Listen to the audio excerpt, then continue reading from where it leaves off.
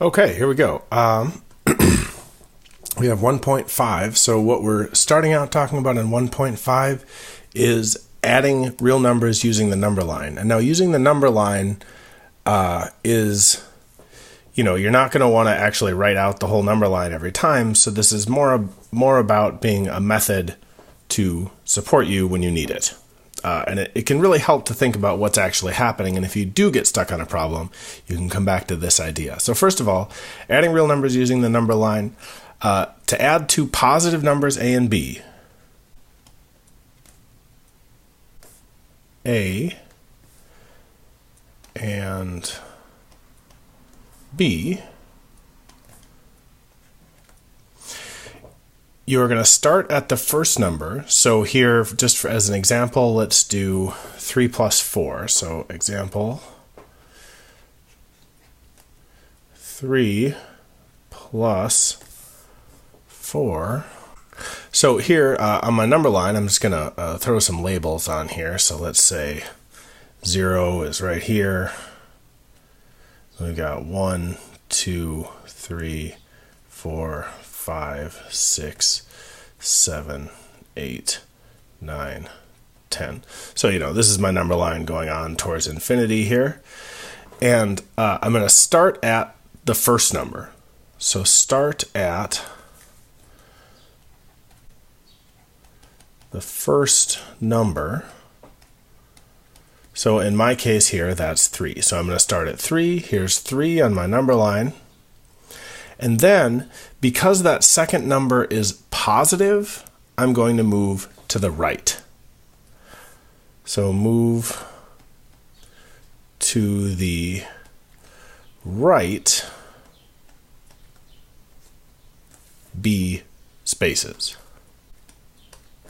And the reason for that is because both of these numbers are positive.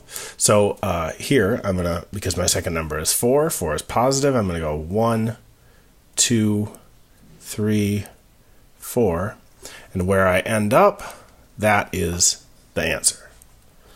So where I end up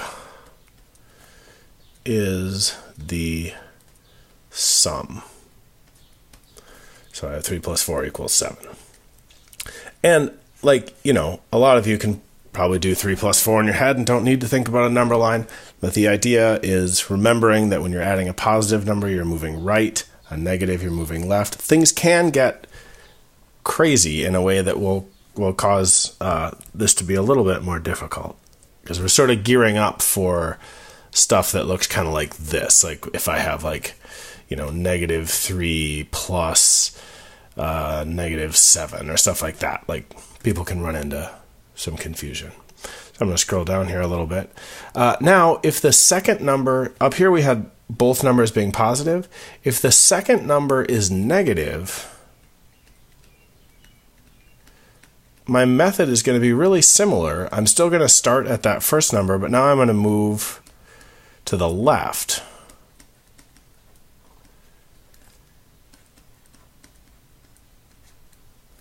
B spaces. So B was my second number.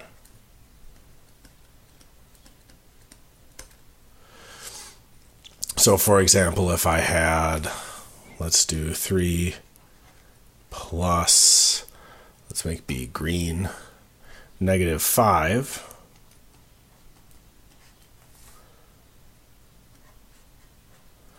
So now I'm going to start at 3. Let me get some labels on here.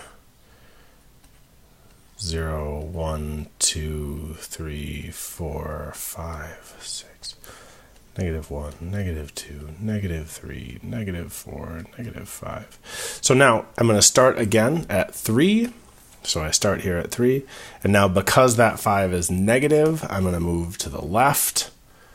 So 1, 2, 3, 4, 5. And I end up right there. So the sum of those two numbers is negative 2.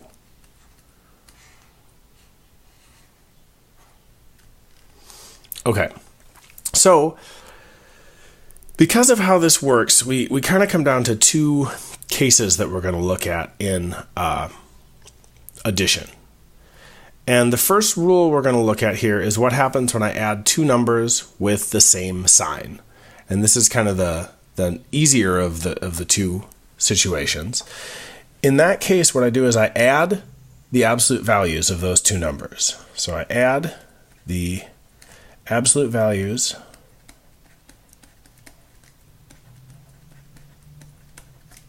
of those two numbers.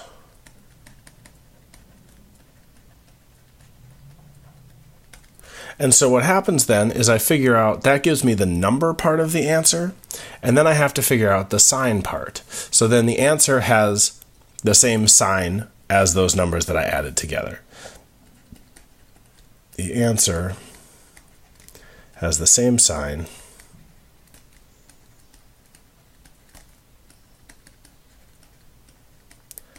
as the numbers I added together.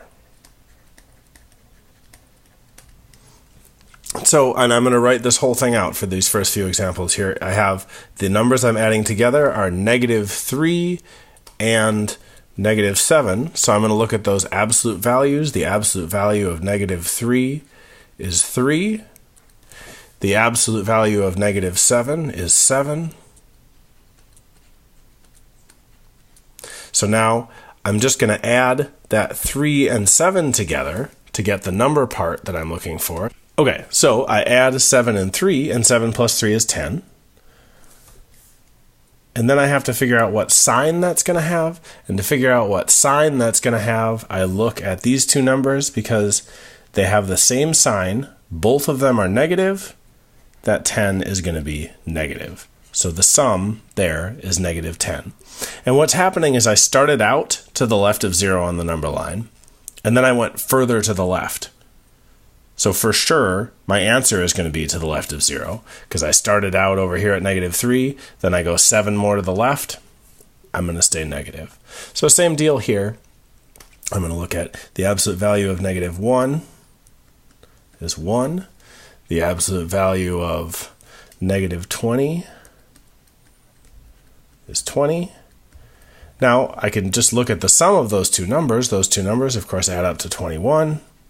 And again, because both of these are negative, my answer is going to have the same sign as those, so -21. And over here, this is the kind of thing you've seen before. I threw some fractions in there to make it a little bit more fun. The absolute values here, I mean, these numbers are already positive, so I don't have to worry too much. I have the absolute value of 5/4, of course, is 5/4. The absolute value of 7/4 is 7/4.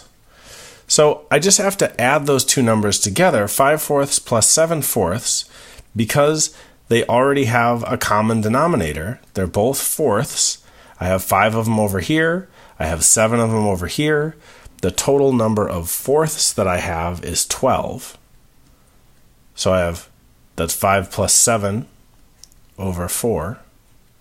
And now this is something that simplifies. So this is not this would be like 4 out of 5 points, because I want you to, if you're looking at these fractions, know how to simplify them. This simplifies down to 3. You can do just 12 divided by 4. But another way to think about this is to think about what's called prime factorization. So for example, in my numerator, I have 12. And 12, I'm going to make a little factor tree here. 12 is 6 times 2. 6 is 2 times 3. And so this is the same as, I can rewrite 12 as 2 times 2 times 3. So in my numerator, I have 2 times 2 times 3. And then 4 is 2 times 2. And now when I have a fraction like this, and I have, it's all multiplication on top, multiplication on the bottom, I can do this really nice thing called canceling, where I have a factor of 2 upstairs and downstairs. I can cancel those out. Those cancel out. And then all that's left on the bottom is just 1. And then that's the same as just 3. And if this stuff feels unfamiliar to you, do yourself a favor and take a look at that fraction review on MyMathLab, because that can really help. This fraction stuff, you want to really get on it early. Oh, and then we were talking about sign. This is positive. this is positive, so that means this is positive. And, I wouldn't normally put a plus symbol there, but just because we're talking about sign, I'm going to treat myself. Okay. So that's sort of the straightforward method. Adding two numbers that have the same sign, the answer just has the same sign. Things get a little more complicated if those numbers have different signs. And here is what happens there. Let's see. I'm going to drag that down a little. There we go. So adding two numbers with different signs, what I'm going to do is look at the absolute values of both of those numbers. So look at the absolute values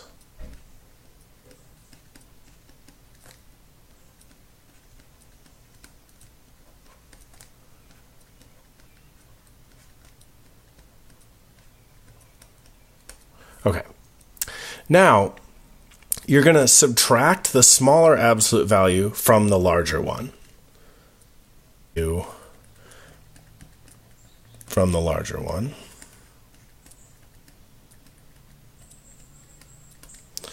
And now, and this is just like that previous one here, I'm not worried about sign yet. I'm just figuring out what the number part is going to be. This gives me the number part, and then for the sign, my answer ends up with the same sign as whatever number has the larger absolute value. And I'll do some examples of this here.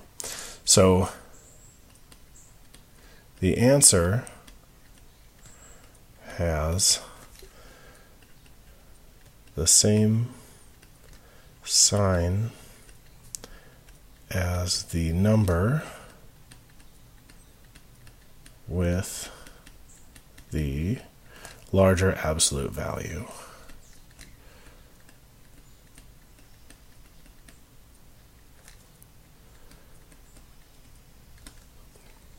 Okay, so let's take a look here. 3 plus -7.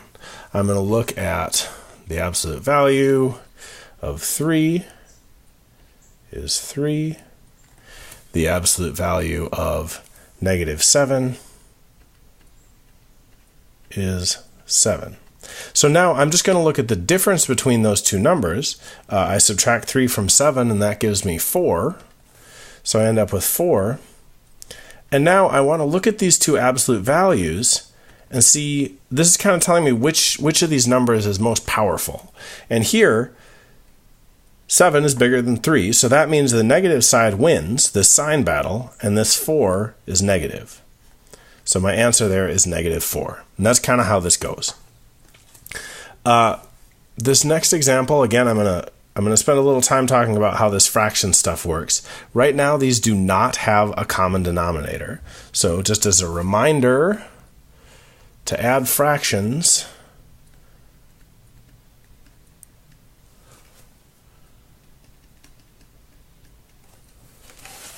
I need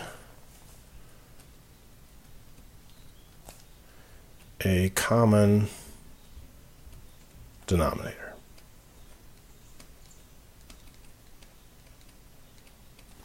And one way to find that common denominator is called the least common multiple. And so this might help a little if you're struggling with finding these.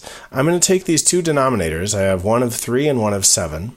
And I'm going to look at 3 and just look at multiples of 3. 3, 6, 9, 12, 15, 18, 21, 24. And it's actually going to be helpful for some of the stuff that happens later in the semester to start thinking like this. So it's really worth spending some time to get your head around how this prime, or how these multiples and things work, because it will come up later. Then I'm going to look at 7, 14, 21, 28.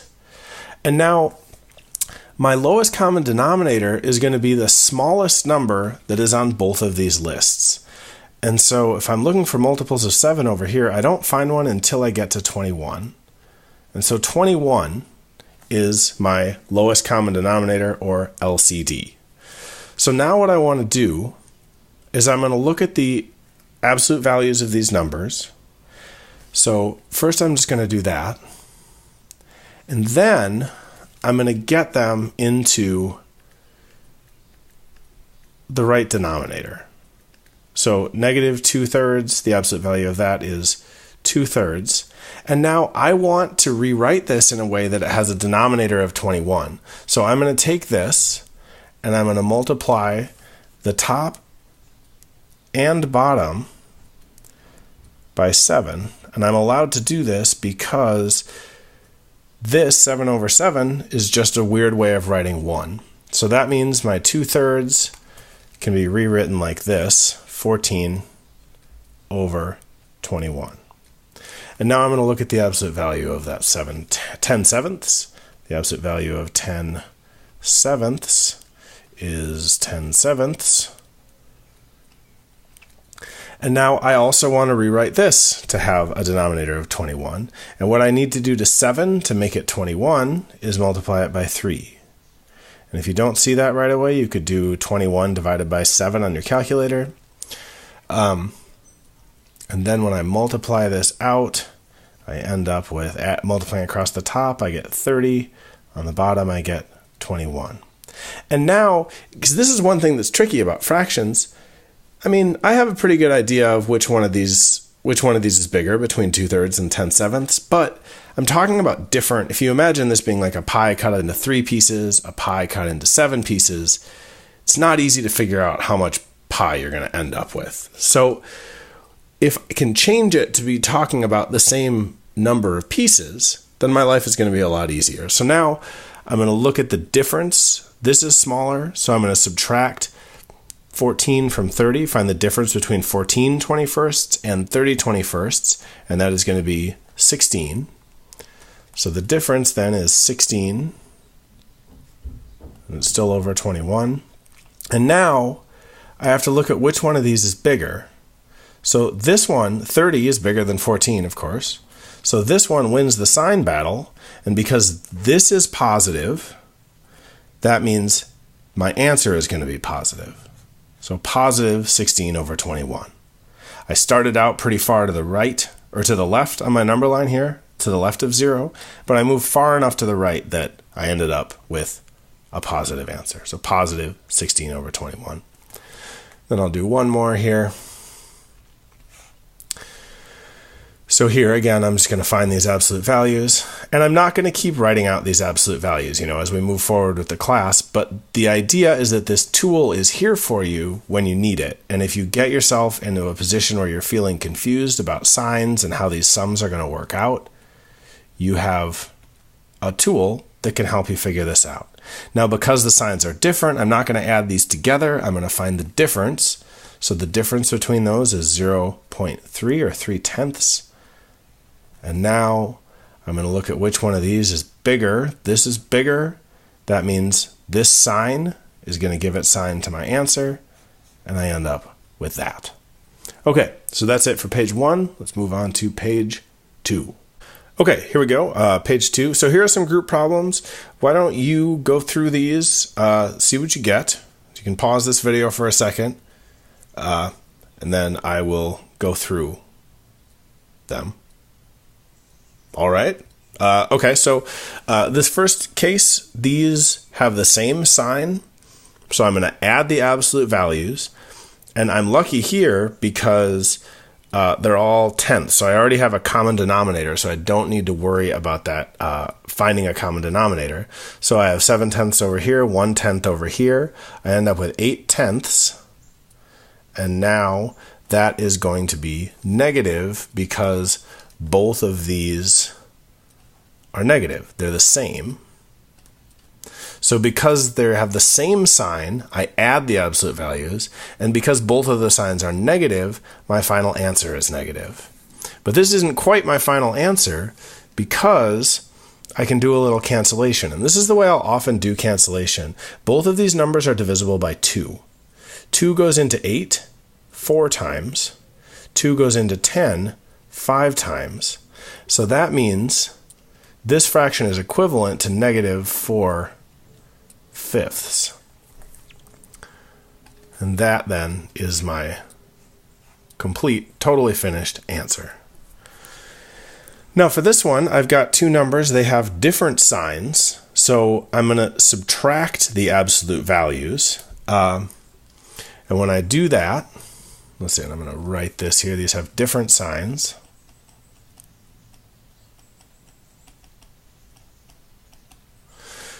So the difference between 11.4 and 4.7, and you can do 11.4 minus 4.7 in your calculator, whatever you need to do to figure out what the number part of this is.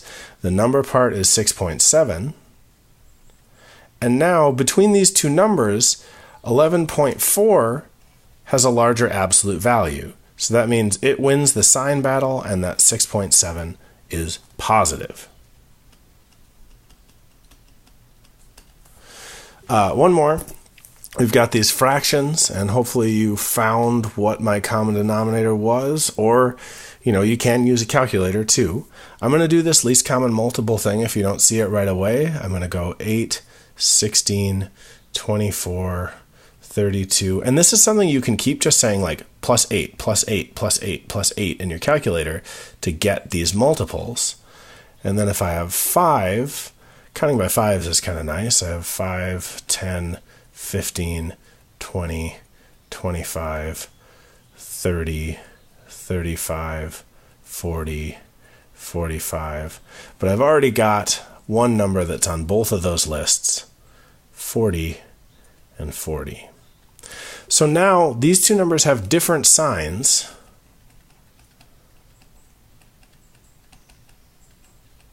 So I'm going to try, I need to get them both to have the same denominator, and then I'm going to find the difference between those two. So 3/8, the absolute value of negative 3/8 is 3/8. And if I want that to have a denominator of 40, I need to multiply the top and the bottom by 5. So times 5 over 5, and I end up with 15 over 40. And then my other fraction here, my pink one, I've got the absolute value of 2/5 is 2/5. And now to get that to have a denominator of 40, I'm going to multiply it by 8 over 8. And that gives me 16 over 40. Now, because my signs are different, and this one's positive, so this is negative, I'm adding something positive to it, I'm going to find the difference between 15 and 16, which is 1. So 1/40. And I need to look at these two numbers. This one has the larger absolute value, so it wins the sign contest. What was its original sign? It was positive, so that means my final answer is positive. And these rules aren't so confusing. The only thing is that they are different than the also not so bad, but unfortunately different rules for multiplication. Because here, and if you think about what we said so far about adding numbers with the same sign, I've said that the sum of two negative numbers will always be negative. But you may know this before, and we'll talk about it next section. The product, if I multiply two negative numbers, the answer is always positive. So that means you have two rules. One is negative, negative, negative, and the other is negative, negative, positive. And so it's not so much that those rules are crazy, it's just that there's two different rules that are happening at the same time that look different. So make sure you spend some time making sure you've got a handle on that. Okay, we've got a couple other things to talk about pretty quickly here in this section. The first thing is opposites. And what I'm going to say about opposites here, this is additive opposites is what the part 1 is about. But two numbers that are the same distance from 0 and have opposite signs. So two numbers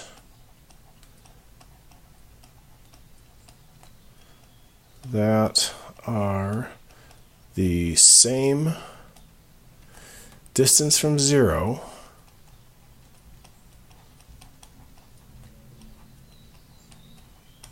but have opposite signs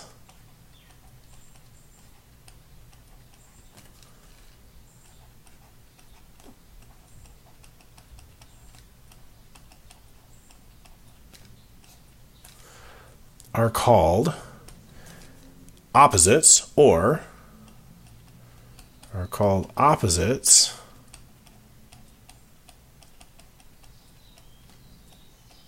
or, and this is sort of the big vocabulary word here, additive inverses.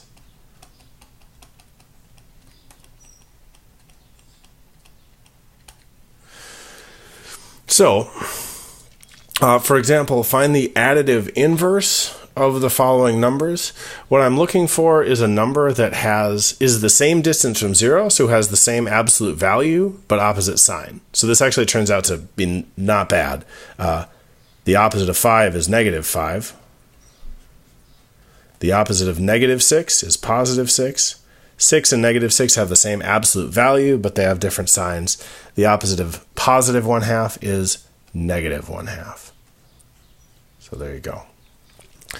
That negative sign, sometimes things that feel really confusing can make a little more sense if you remember that what we're talking about with this is the opposite of. So the symbol negative is often read the opposite